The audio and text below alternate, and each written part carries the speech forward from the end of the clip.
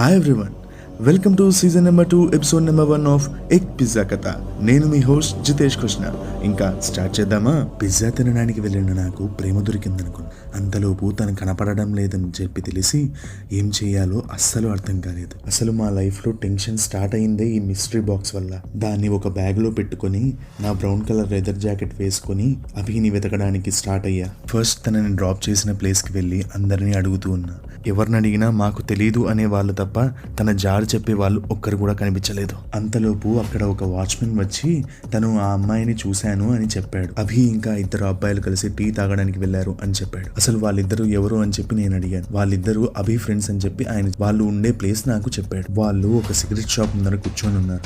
వాళ్ళ కళ్ళల్లో భయం కనిపిస్తుంది, కానీ ఎవరితో ఏమీ మాట్లాడటం లేదు. వాళ్ళల్లో ఒకతను సిగరెట్ తాగుతూ కూర్చొని ఉన్నాడు. నేను వాళ్ళ దగ్గరికి నడుచుకుంటూ వెళ్ళి మీకు అభి ఎవరో తెలుసా అని అడిగాను. వాళ్ళల్లో ఒకడు నాకు ఆ అమ్మాయి ఎవరో తెలియదు అన్నాడు.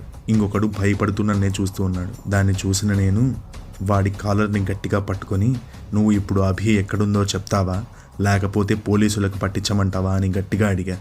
వాడు భయపడుతూ సారీ నన్ను వదిలే, మేమందరం టీకి రావడం నిజమే, కానీ రాత్రి తను ఏమైపోయిందో తెలిస్తే మీరు అస్సలు నమ్మరు, ప్లీజ్ మమ్మల్ని వదిలేయండి. వాడి కాలర్ని ఇంకా గట్టిగా పట్టుకొని, నువ్వు ఇప్పుడు చెప్తావా లేకపోతే నిన్ను ఇక్కడే చంపేయమంటావా అని చెప్పి గట్టిగా అన్నా. వాడు భయపడుతూ స్టార్ట్ చేశాడు.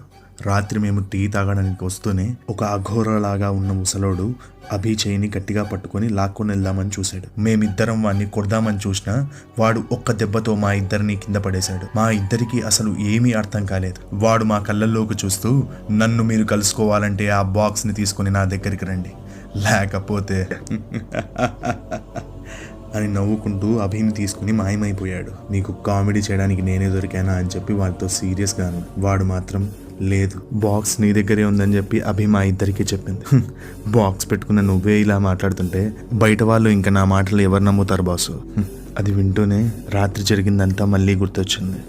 ఆ బాక్స్ని మెల్లగా నా బ్యాగ్లో నుంచి బయటికి తీసి దాని మూతని మెల్లగా ఓపెన్ చేద్దామని ట్రై చేశా. అంతే, కళ్ళు మూసి తెరిచేలోపు అసలు ఎక్కడున్నానో తెలియని ఒక కొత్త ప్రదేశంలో కళ్ళు తెరిచా.